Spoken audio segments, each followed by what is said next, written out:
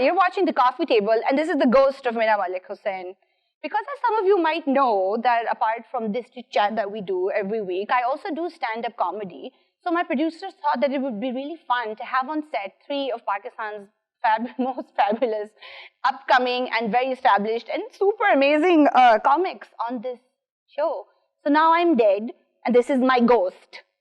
Because joining me on set today is Hassaan bin Shaheen, who is obviously a stand-up, but also happens to be the man who coached Auratnak and taught me most of everything that I know. So, dead one. Then we have Gul Pir, who is also a stand-up and a rapper and is doing fantastic things online and on stage. And last but not the least is Pakistan's really the best that we have, Saad Haroon! Hi guys! Hello, Mina. Thanks for having us on the show. It is so good. Let us revive you. Let us revive you. I know. Come back my to life. third cup of coffee, and I'm just like, oh my God. Oh, this is good. Thank you so much. We get good coffee. Thank you for being good conversation. Here. Yes, this is how we roll on the coffee table. Oh, I like it. You said so many nice things. I feel so good today. Thank yeah, you, Mina. You're so lovely.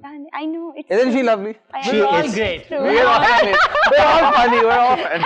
Listen, guys, let's just quit life now. I think after all these compliments, we can retire. It's peak. It's peak. But you know, but Saad, you are married, but these guys still need a bit of a boost. So, you know. Yeah. Well, you know, I mean, the thing is that they're ladies' men. You can, I would say they're ladies' men. Especially Hassaan. I will neither confirm nor deny any of this. My mom is watching this. Well, you know. Yes, you can it's send. All right. Yeah, you can send rishtas in for Hassaan to the coffee table. Indus News, indeed. HassaanandShaheen@gmail.com. My number is. You can announce it later. Okay. Anyway. You know, I'm thinking of the telephone jingle now. 0301 Hassaan bhai, need some love. This is a family-friendly show. Listen, I'm sure your other interviews start off like very naturally, and this just goes straight into chaos. It does. It was like, let's start the show. Chaos. That's it. Boom. But you know, the first show I ever did for the coffee tables was with Auratnak. And that's exactly how it was. And it went really well. So, you know. Oh, great. So We don't worry, it's great. It's already going great. Okay. I've had a lot of coffee today and my hands are shaking. All right. Anyway, so getting to it.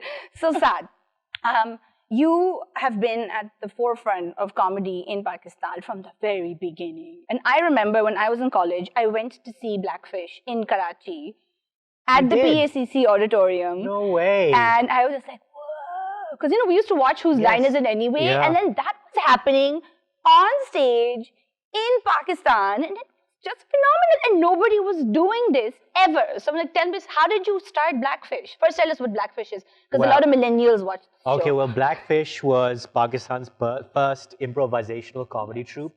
So yes, we do kind of improvised scenes on stage. We get suggestions from the audience, and then we do the scene after that. And Blackfish actually... Karachi comes from the word like kalachi, which is kind of the fish that used to sustain them off the coast. And so we thought that as kind of homage to Karachi, we would be the first troupe from there. So Blackfish, that's where Blackfish came from. Yeah, that's why. So nice. Yeah, that's why it was Blackfish. And you had men and women in the troupe. Yeah, we had men and women in the troupe. There was no discrimination. And it was a wonderful group of people. We did improv for many, many years together.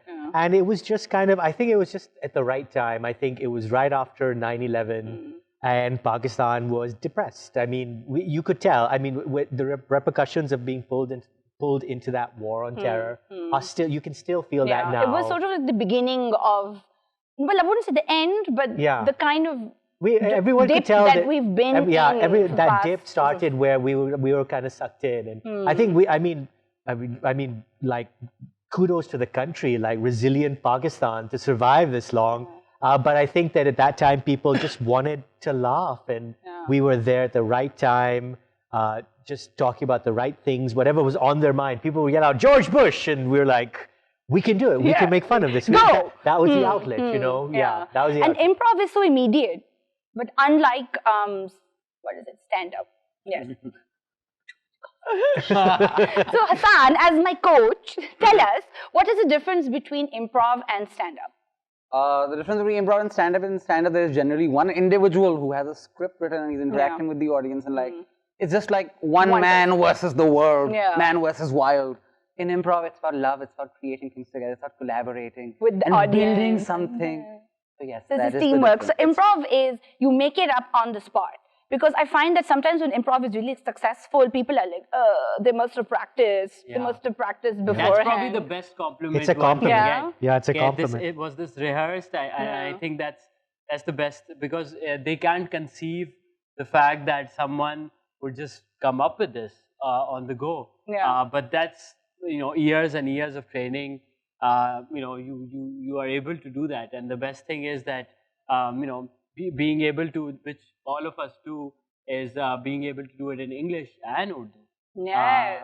That's big, because Aurat Naak does it in both languages, but I think we veer more towards English, at least in Lahore. But I've noticed that in Karachi, the Urdu comedy scene and like doing it in Urdu is much more common.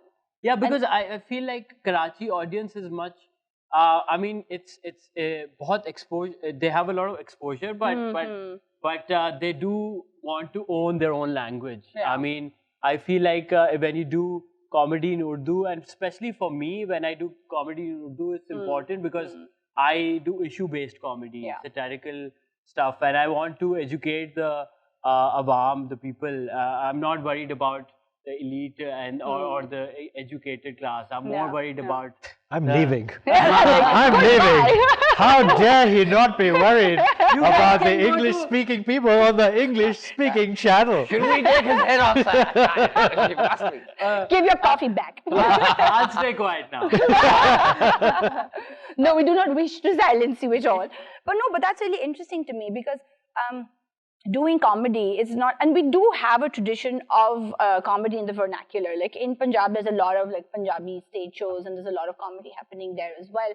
But that's really, I think that's one really important aspect to doing comedy as well. It's not just making people laugh, but it's also doing it, it's intelligently done. It's not really, even with improv, like you do have to put a lot of work into being good enough to do that. Yeah, people do not see how much work goes into comedy. They just see that.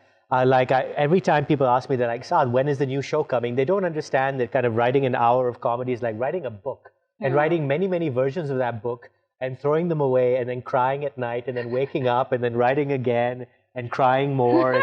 There's a lot of crying at the backseat. Yeah, I think comedy is mostly misery. Like you're just miserable throughout the process, and sometimes you're like, this is how I can cheer myself up. Because when you write a good joke, I think there's nothing more satisfying than coming up with like a good joke that you can craft. But it takes so long to come up with a really good joke. Yeah. You want to put it on your gravestone. You have that thing, you have a picture of it on your gravestone, like, don't remember anything else about me, but those words.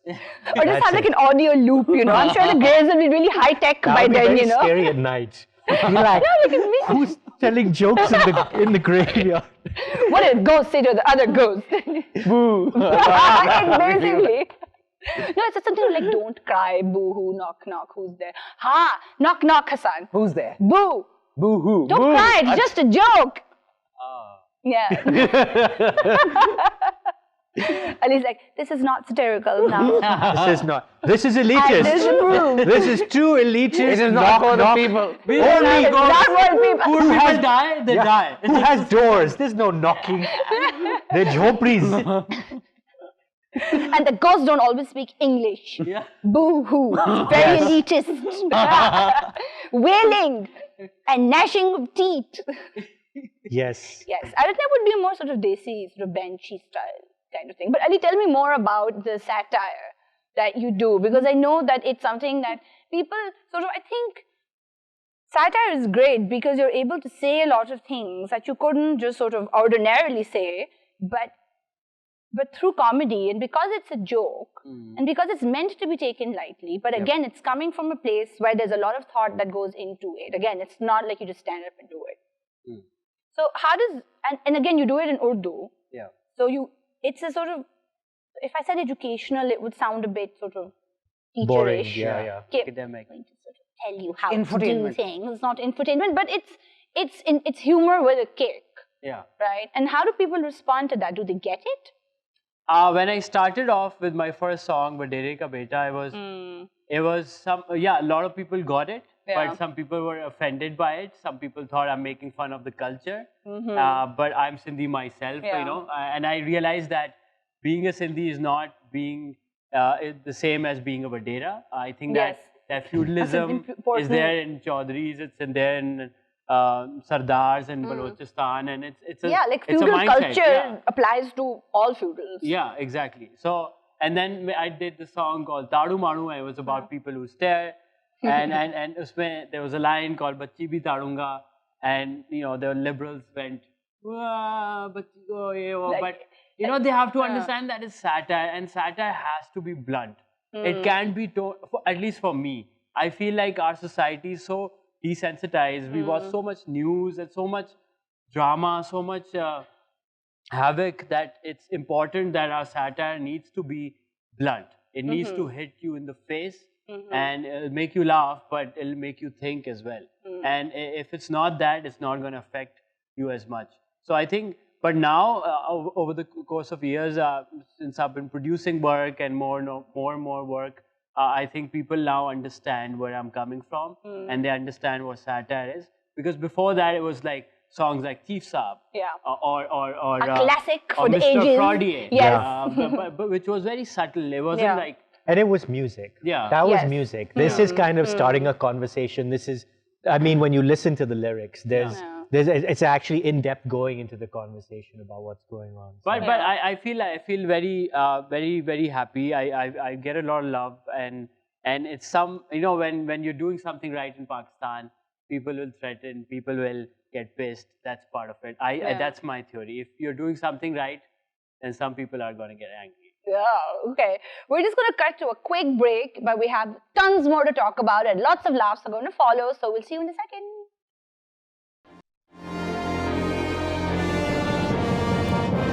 Hi, welcome back to the coffee table. We're still having tons of fun on the set of Dreams. And we're still laughing because, you know, we never stop. So Hassaan, Ali was talking about how for comedy to have an impact, he feels that it should be blunt and kind of just like whoosh, get you in the face. But then where does one draw the line between something being direct, but then also being a bit offensive? And I think this is one of the challenges that I've been facing for the past year and a half, because I stopped doing stand-up and I was focusing on other things. Yeah. And this is genuinely a struggle, because I do want to make fun of liberals as well, even though I identify as like a fairly lefty dude, but I also want to make fun of the left. But I think that if I do that, there is room for being misinterpreted. And if you make fun of the right, then there is definitely room for people attacking. So more bad things. So I don't really know where to draw the line. And I was talking to Saad bhai about this. He's also my mentor. So I come to him for So advice. many mentors on this sofa. Yeah, Saad bhai, Saad bhai. My God, that's the best massage I've got all year. Wait till we... Later. Okay, yeah. In the ad break. Yes. I was having this conversation with him. I'm like, man, like I'm at that phase in my life where in order for me to instill some confidence in my own skill, I just want to tell jokes and make people laugh. I'm not really concerned about like what I am saying. Like I know obviously there are certain principles that you have to follow. Like you have to punch up. You can't make fun of people who are already marginalized. That's important. So I just want to sort of be like, what do you mean by punching up? Like for example, like as men, since we have more privilege, let's not make fun of women. Let women make fun of women. Themselves. Yeah. Or us. Yes, exactly. More and more. Yeah, it's No, but also- it's important because power differentials are not the same, or sort of making class-based jokes where you are making fun of, I don't know, house help, for example. Yeah. Or anything else, really. So it's really important. I think that's a very important thing to sort of remember. Yeah, is making fun of house help, making fun of other cultures, other languages. And also, it's just boring. It's been done to death. Every SMS message, every email, every chain. I mean, if it's been done, that's more than enough reason. Let's not call it politically correct. Let's just call it that it's been done. And you'd rather challenge yourself as a comic, come up with something good.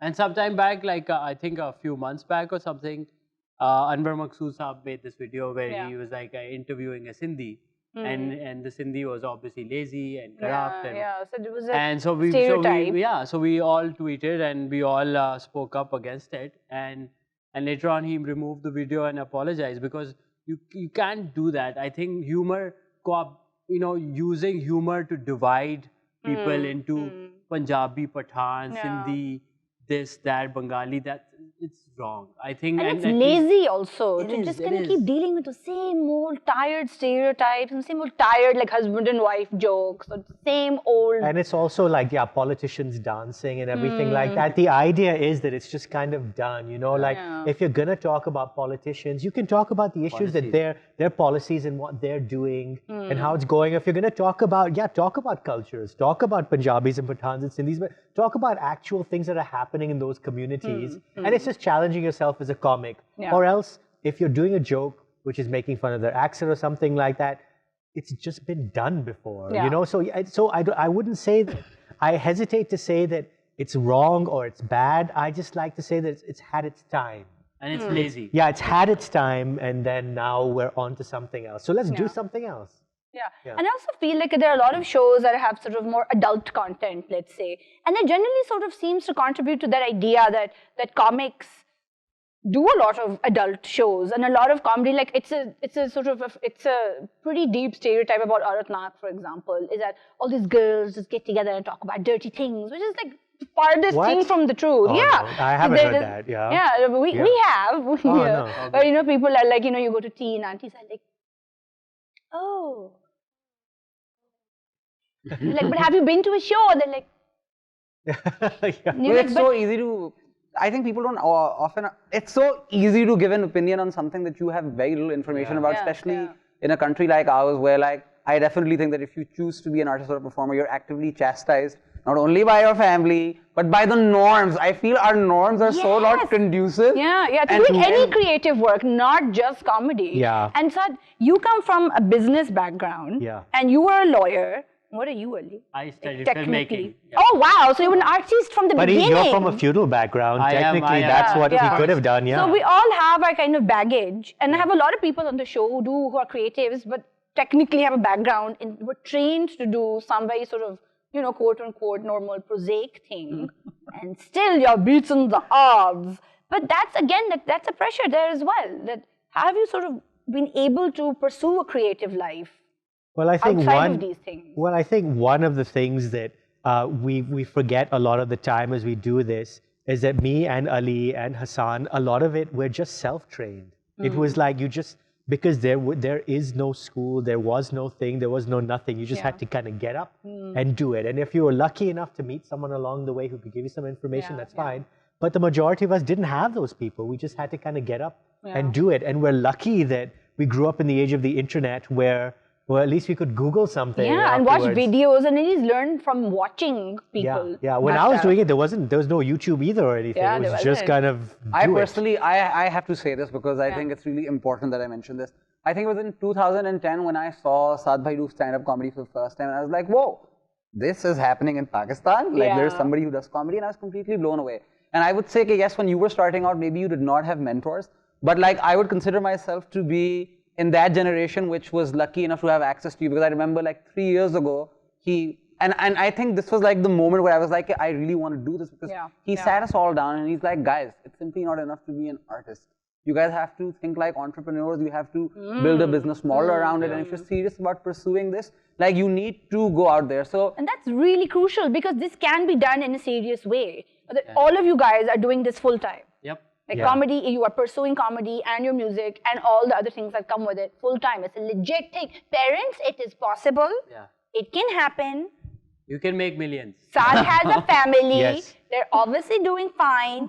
You know, like there's like such a huge place for creatives to work in. Yeah. And the comedy scene does seem to be sort of... Yeah, you can make millions. Really. After you pay the electricity bill, maybe a few thousand left, but you can make millions. No, I also want to say that right now, I think it's the perfect time to get into comedy, because I do feel that there are structures and mechanisms in place. Like you have resources and you have access to mentors. And that's how I think the entire thing started, right? It was like, it was Blackfish, then it was him doing stand-up, then like Akbar Chaudhary and Shahzad Ghayas picked it up, and then these guys kind of trained us, and then it became this whole thing. Then we did Auratnak, and then like now we're at your show. Came in, Then Ali started musical satire. Satire came into it. So you know, I think that, and now like you have all-female troops and everything, and for me, that's a huge step in the right direction, because when I first started this, I thought, 1-2 years into it when we were doing Blackfish that, okay, now people can see that we're doing this successfully and it's interesting. Other people might do it. Yeah. But it took a generation. I thought it would take a year. It took a generation because it was kind of kids who saw us doing it and it percolated at that point and came out when they were close to adulthood. This is your intergenerational product. Yeah, I mean, no, it's not me. And people are going to think I'm paying you, Hassaan. Like, you got to tone it down. What I mean is, give my money back. The mentorship is taking tone it down. They're not going to believe this. the hype. Hype man. Hassaan the hype man. It's even alliterative. He's also sitting on the side. No. Hey, I'm laying it out how it is, man. Yeah. I'm telling you the truth. If the public can't handle the truth, it ain't my fault. I'm telling it how it is. Thank you. Thank you for your service. Thank you. Thank you for your beautiful anger. Oh dear. Okay, I think we're going to go to a break now. And when we come back, we've got some more surprises in store for you. So see you in a second. Too much coffee.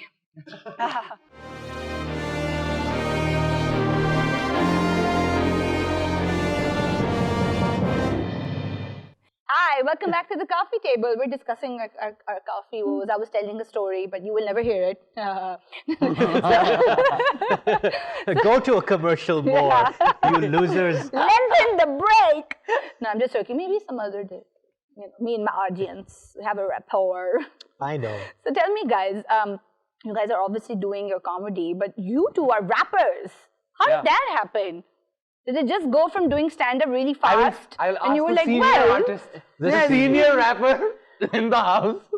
Do you have a musical background? Not really. I have a writing background. I used to write poetry, rap as a kid. I grew up listening to Tupac and Biggie, and I love the fact about Tupac that he could do gangster rap, but he could also do a song like Keep Your Head Up about single mothers, and he could do a song like Dear Mama or Changes, and that diversity of that artist, it was amazing for me. So when I came to Karachi and I started going to college and school, I saw a lot of injustices, like, you know, waderas or how we treat our women. I would go in a bus with my mom for grocery shopping, and I would see people staring at her, making her uncomfortable. So all of these things combined, and then I started doing comedy, improv comedy, and you know, eventually it hit me that I should write rap music, which is funny. So I started writing, and thankfully I studied in a film school, so I had musicians around me. Okay, right. So who were like, you know, we'll do it, and so we used to jam, and in break time we used to make spontaneous music about teachers, whoever we saw. Yeah, which is a kind of different kind of improv, really, where you just like on this for a moment, you know, you just go for it. That's so cool. Yeah, so it just fun. went from that to I did the first song. It got millions of views, and I understood, okay, this is something that can be done. And how cool that Pakistani audiences were really receptive to rap. And they were like, oh, cool, hip-hop, let's do this. They were receptive to rap. They were also receptive to just the idea that somebody's talking about, I mean, it's right in front of your eyes for so many years, and you're just not talking about it. But it had to be someone from Ali's background, from Ali's culture, like having the knowledge base to talk about it and take ownership of it. And that's what he did. And that's why it resonated so well, because he took ownership of it, and it was just funny too. Yeah. And it it's was gotta be authentic, funny. you know, and that's why it was authentic, is because you, again, had the background. So also, what I want to say, what I really like about Ali Gul as a songwriter is I think he has the ability to really like understand what the Pakistani audience wants. Yeah. And like, and also give, it's not just like pandering to them, it's like understanding what will work with them, but then using that knowledge to say what he has to say. So it's not just about like giving them content that is going to be palatable for them, it's about like saying those hard truths. Challenging them also. Yeah, and making bangers out of them. Like you're like, oh yeah, you can bob your head to injustice. Yeah. So I don't know. For example, we did a song I'm thinking about this now. We did a song called De Maar Saade Char. It was about extremism. And I didn't want to just do like a song bashing the fundamental, you know, conservative extremists. So I also had one verse conservative extremism के बारे में और एक liberal extremism के बारे में, where so they're like different, the whole spectrum. Yeah. Because and that was, you know, like how you were saying, making fun of yourself. You have to, because satire needs to be also balanced. It can't be like, okay, I'm siding to this side, so I'm going to make fun of that side. Yeah, and it's not supposed to be judgmental either, that I'm better than all of you, so, you know. We have to highlight the stupidity of everyone. We're all stupid together. That's a good way to put it. We're all stupid together. So Hassaan, you recently put out a very cool video. Oh, yes. Yeah. A very awesome song. Thank you. Yeah, Tell people where they can see it. I don't have a microwave for you, but we'll still clap. It's called 9 se 5. It's about capitalism and how, like, working in the corporate sector can really burn you and suck your soul away, and it's generally about hustling. And just to talk a little bit about your earlier question, which is about my background, my mom had the idea of exposing me to like some poetry at an earlier age, and she was like, oh, go read Iqbal, go read Fez, and like, for some reason those things stayed with me, and then I started listening to Eminem. Every rapper in Pakistan owes it to Eminem. Is you went from Iqbal Fez to Eminem. Yeah, you know, that's how it works. Every country has their own people. That's like a diversity in experience. Yeah, seriously. No, because I honestly think that Eminem generally is every rapper's spiritual, I don't know, daddy? His palms are sweaty. Well, yeah. Palms spaghetti. Everyone Everyone it's knows iconic. that, Yeah, and also everyone is like, Mom's like he threw up on his sweater. Like, it's like every young person's nightmare. And he threw up his mom's spaghetti. Yeah. He didn't like her cooking. I don't know. There's poetry there. It's poetry. It's happening. So, and for some reason, again, and I used to do a lot of improv, and a lot of improv, and I was in, when I initially started my improv career, started with Lol Wale. I'm back in Lol Wale. Love Lol Wale. Yeah. So Lol Wale. So what we used to do was that it was this musical game in which like I would interview an audience member and make songs about them. Yeah. And I think that's really set the foundation of my earlier skills. And then as we kept on doing more shows, I kept on amassing like a greater understanding of like how to improve my flow, how to come up with words, and then like it's just something I really, really, really enjoy. That's it. But it's interesting that it's really informed by the music you've listened to and the poetry that you've read. I also done a course as well. Like I went to Chicago, I did like a course in I've trained in musical improv, and because I couldn't sing, I had to resort to my default, which was rapping. And sometimes I couldn't like rap fast enough in English. I'd start like rapping in Urdu in the middle. I'm like, you deal with it. Exactly. This is what's coming to me. It's my truth. My muse is speaking. And the girls are like, words. Let's support him. We can't be racist. Everyone punch up. Everyone punch up. So, Saad, have you trained abroad? Have you done courses abroad as well? Yeah. So for stand-up comedy, though, no one can train you. So oh, okay. Interesting. Important to know. Well, you can take classes for stand-up comedy. You can be trained to a certain amount. People can tell you the fundamentals and the basics, but then it comes down to your own writing style and your own performing style. Improv comedy, on the other hand, you can be trained for. Okay, like techniques. Yeah, techniques and games and structures and kind of also teamwork. And so I did get trained quite a bit to do improv. But I also did that because I wanted to also train different troupes over here. So I did train over here in improv as well. So it was kind of like a dual thing. But when it comes to stand-up, it's much more of an insular, much more of a singular process where you just kind of, at the end of the day, lock yourself in a room and write things down. Cry. Of course. Why am I dancing? Jokes come. Joke come to me, please. Yeah. And then I think it's just a very long process. You're constantly a stand-up comic. You're constantly writing and rewriting jokes and rewriting shows.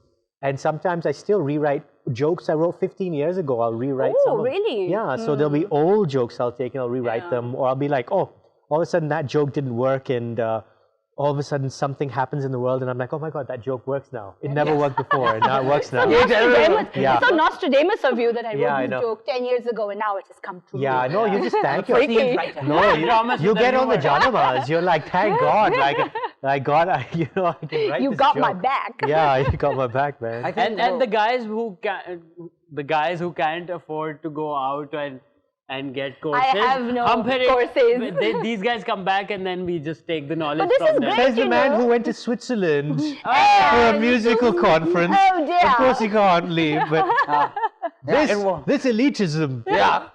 He is the richest out of all of us now. He is the richest one. I bet he went. Did you do it? Did you go on an Alp with the sweater on your shoulders No, like no, this? no. I was invited You by did. University Don't of lie. Bird. I'm sure he has a picture in his phone somewhere I'm sure. with the sweater. I like just Shah Rukh went and Khan style. performed, and they made me live on a mountain. And Oh, You really did live play on a your mountain. tiny violin. You knew it. You were right. You did live on a mountain. A tiny violin. This chalet is too elitist for me. I must leave. give me a sweet.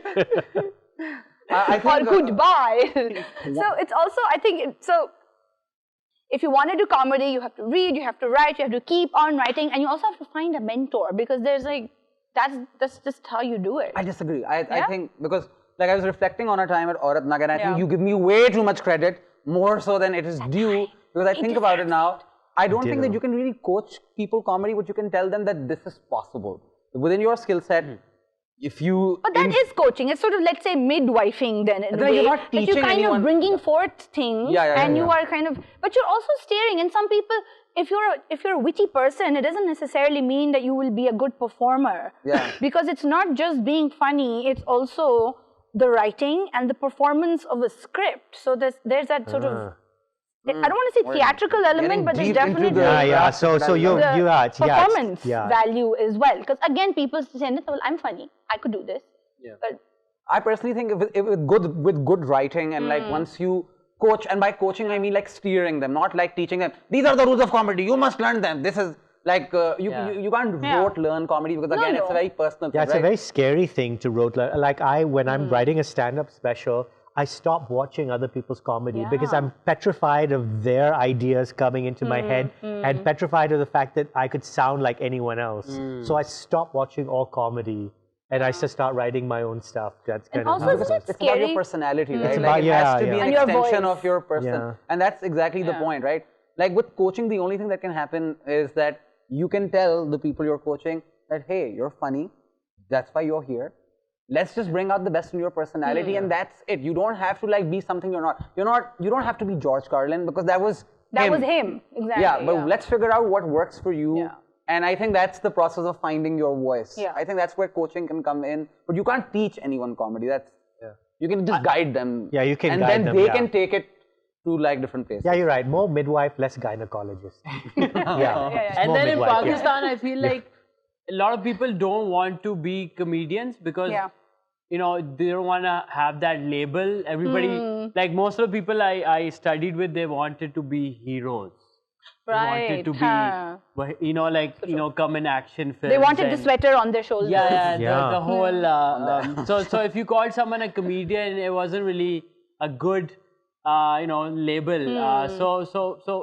It took me some time. Yeah, it definitely. No, it comes. He's absolutely right. He's hit on something really important. It also comes from language because we are, by and large, an Urdu-speaking country. Yeah. So, like when you say "aap comedy karte hain," it's very different from like exactly. Like it's sort of like you're a clown. Yeah. you're a clown. You're a then. joker. Yeah. When I go out of the airport, like I was on a trip and I came out of the airport and the customs guy says that, where you coming from? He's like, "Aap kya karte hain?"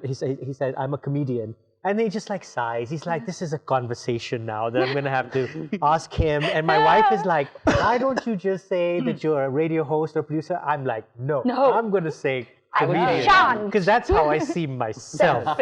And that's important, and especially do you think that for men, it's also, this is sort of added layer that this is not a very manly thing to be doing. You're a That's why I comedian, preface myself as joker. lawyer/comedian. Yeah.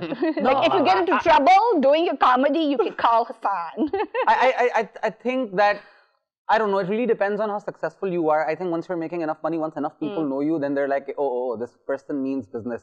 When you're somebody who's starting in your earlier phases, people are like, what are you doing? Like, does it even matter? Thing to do. But the second you start getting decent enough projects and they start seeing, oh, like we're seeing your face and we're being invited to do these things. And then all of a sudden, like the more market value you have, the more people start taking you seriously. So success has a great deal to do with acceptance. I think Everything. so. I would like to say that. Yeah, but that's- for my that's- parents, yes. But I think part of you have to, you also have to be okay with that label because we're talking about success, and the success that we're talking about, if 1,000 people start doing comedy, only 10 people or 20 people come out as successful. So for the rest, it's a long game. It's a long journey. There's not like, you know, people see my one song and they see, okay, this guy just did one song and it worked out for him. But they don't see that I worked my butt off. Butt off, Butt off. I used to get. We didn't say it in Urdu, no, and you must not. I used to carry lights. I used to get actor food. I was telling Hassaan the story of this actor I won't name. Name him.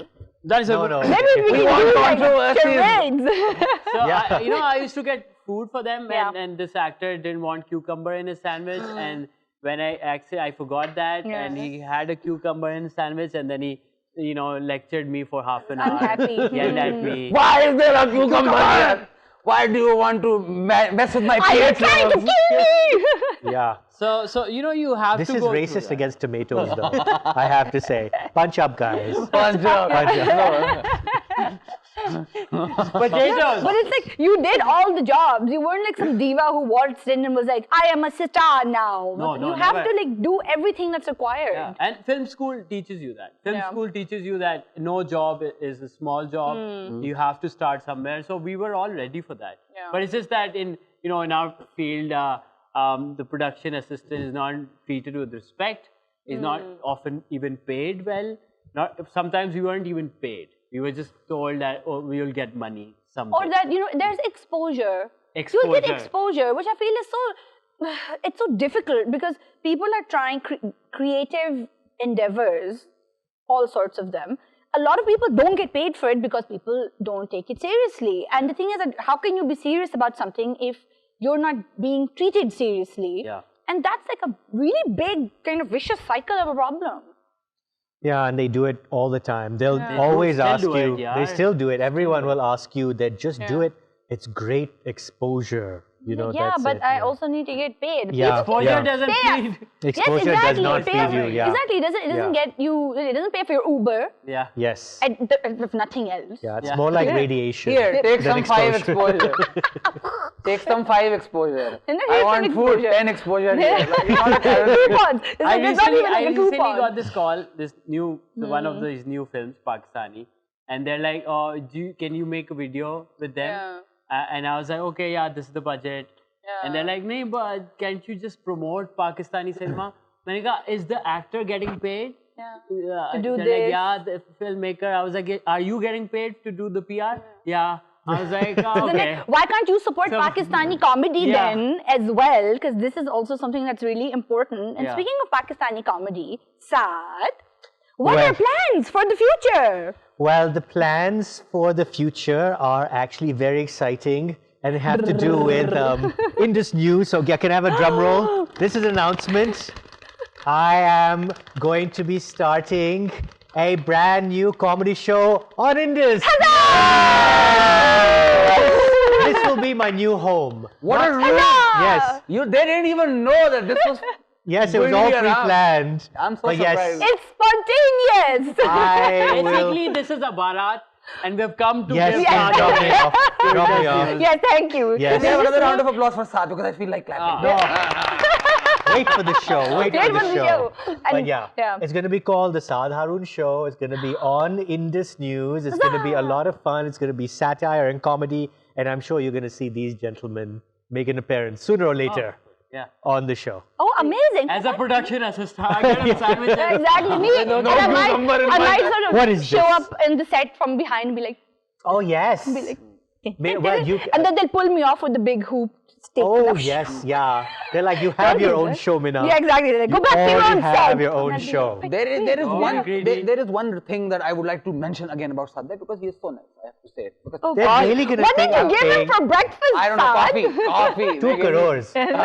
He just gave me in a briefcase. In a briefcase. What I really appreciate about him is the fact, and I think the same goes for Ali Gul as well, and like within the community of comedians, like just like he said, I'm doing a show and you'll see these guys. Like these are small gestures that really allow for us to find okay, oh, I'm not on the wrong path. Like there is hope for me, and I must continue and I must persist. And it's simply because we all there's have a to sense of community. Exactly, community is super important. And Ali, you're also doing a show in Dubai with Saad. Yes. So next week we're going to be doing an improv show in Dubai. It's going to be a lot of fun with some of the comedians in Dubai as well. It's going to be at the Junction Theatre, Al Sarkal Avenue, on the 28th of this month, August. That's so so you get to see. So so it's going to be fun, and we get to. And the thing is, at the end of the day, this is what pays the bills. We're here in Lahore for work. We're here for a show for a school, psychast for a school. We're here for a show for them. Then we're going to do fun schools, dude. Why didn't we never had them? I know. So like school. I think that So I think that also everyone's kind of getting on the bandwagon now. That's Thank God, great, because we needed them to be on the bandwagon. with And us. this is like the next level of percolation now with universities and students, and going to schools, and it's just sort of such exciting. Yay! And also, like, there's so many opportunities that have opened up now. It's not just restricted to being a comedian. Like, I was having this conversation with Saad and Ali Gul, like, that as a comedian, like, you can't just imagine yourself as a comedian. You need to imagine yourself as a writer, as somebody who can also write scripts. It's like, I have an understanding of like different disciplines, can like also like present a segment on a show. So like all of those. And then also be your manager, where you're like selling your art, where you're like pitching your work. You have to put on these different multiple hats. So just be really curious and get out there and, like you said, like do everything, and you can like make it happen. And your dreams can come true. Like, once you. Yes, and on this most delicious and uplifting note. Thank you, gentlemen, for being. Thank you for having me on. This has been so much fun. So much fun. We love you, Mina. Can we have